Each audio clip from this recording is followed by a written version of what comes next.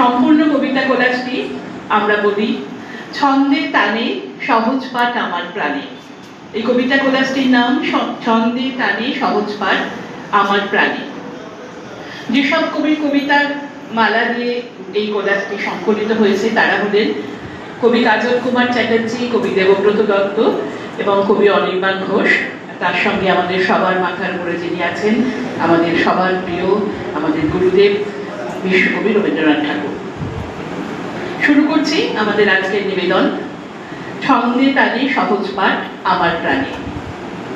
অংশগ্রহণে ত্রিদিতা সিংহ, সুদনা মণ্ডল, বিনায়ক মালিক, আদিত্য চক্রবর্তী, নীলাশা মণ্ডল, অর্ক মুখার্জি, রূপম দাস এবং প্রদীপ্ত দাস।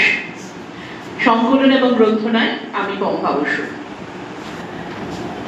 তোমার সঙ্গে ছেলেবেলার ভাব, তোমার সঙ্গে সহজ পাঠে দেখা, তোমার সঙ্গে কান্না হাসির পালা, তোমার ছবি মনের মাঝে আঁকা, তোমার সঙ্গে রঙ্গ নতুন নতুন, তোমার সঙ্গে শপথে রাখি হাত, তোমার সঙ্গে চির বাঙালিয়ানা, তুমি আমার সেই রবীন্দ্রনাথ।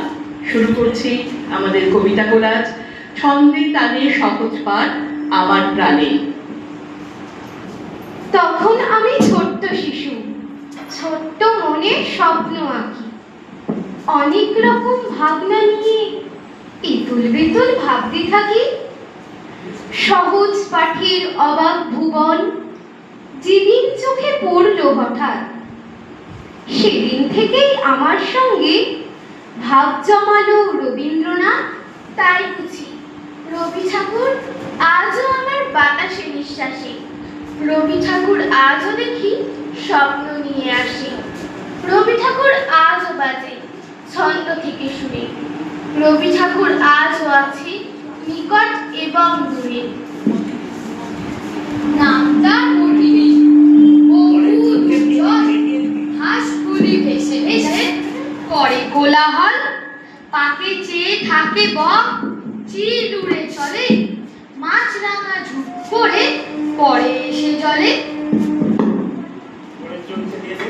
হোঠা ডাঙা জাগে ঘাস দিয়ে ঢাকা, মাঝে মাঝে জলধারা চলে আঁকা বাঁকা, কোথাও বা দান খেয়ে জলে আধো ডোবা, তারই পরে রোদ পড়ে কি বা তার শোভা। ডিঙি চড়ে আসে চাষি কেটে লয় ধান, বেলা গেলে গায়ে ফেরে গে সারি গান।